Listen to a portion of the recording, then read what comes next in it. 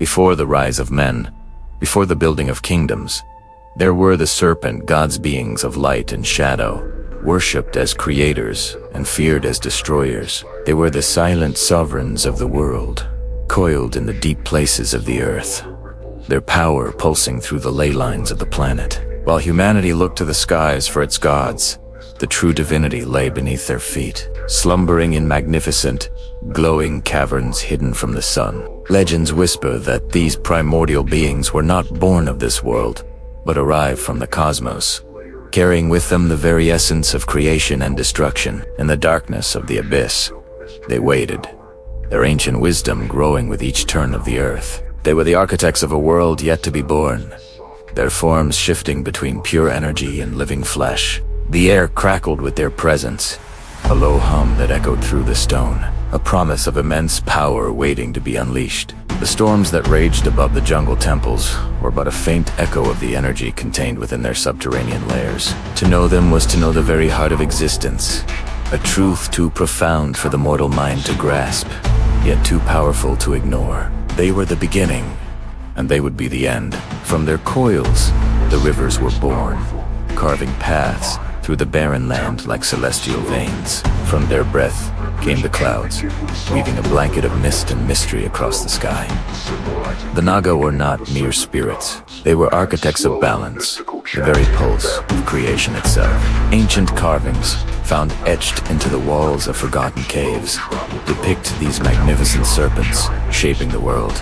We see them twisting around primeval mountains, their scales shimmering with starlight as they pull constellations into place. One glyph shows a great serpent swallowing the void, and from its belly, birthing the sun and moon.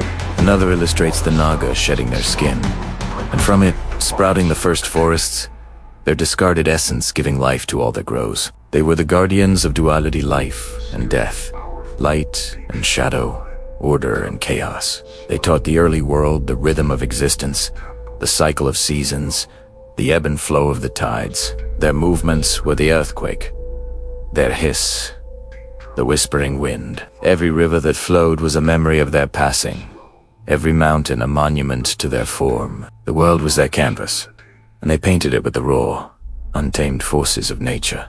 They were the silent, ever-present force that held the cosmos in a delicate, eternal dance. The unseen hand, guiding the destiny of the nascent world. Their power was not one of command, but of inherent being. The world was not just their creation. It was an extension of themselves, a living, breathing testament to their divine presence. Rulers sought their favor, offering gold, fire, and blood. Great kings and queens would journey to the entrances of their subterranean realms, kneeling before colossal idols carved in their image. Those blessed by the Naga rose to power, their empires flourishing under a sky of prosperity. Those who defied them or showed them disrespect vanished into the depths, their legacies erased from the annals of history as if they had never been. The favor of the Serpent Gods was a tangible force.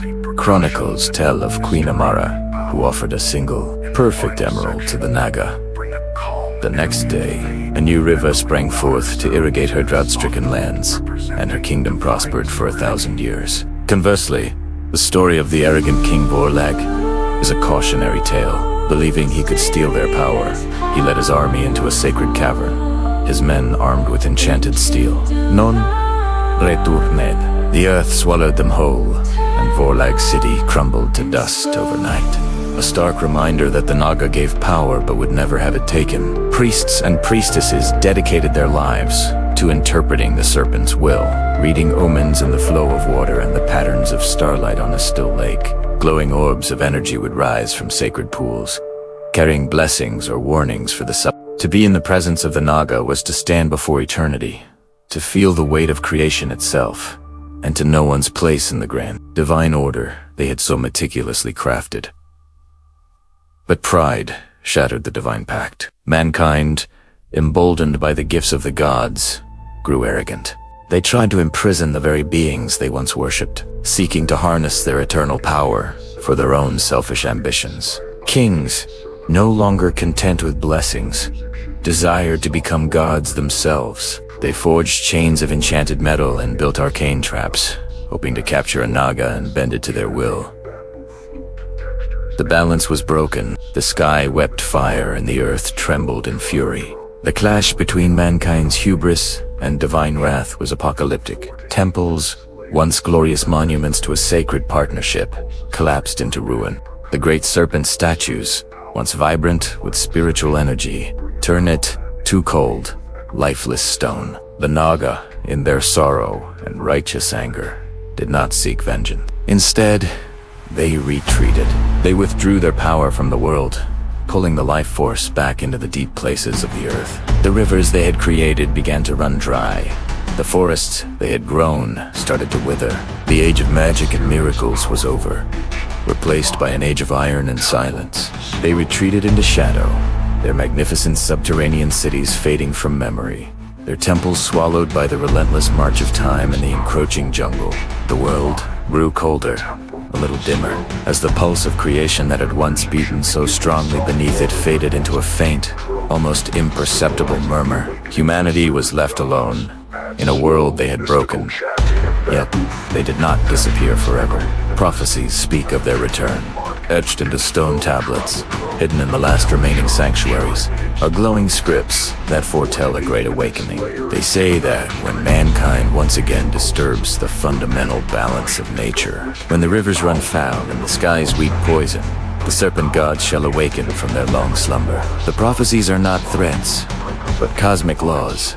They describe a world pushed to its brink, where the very fabric of existence begins to unravel due to humanity's neglect and greed. When that moment comes, the earth itself will call out to its sleeping guardians. The currents of the great rivers will once again begin to form the shape of serpents, and a low hum will emanate from the ground, a sign that the ancient power is stirring. The return of the Naga is not a question of if, but when. They are the ultimate failsafe, the planet's immune response to a sickness it can no longer endure. The prophecies are a final, fading echo of their wisdom, a warning, and a promise left for a future that has forgotten them.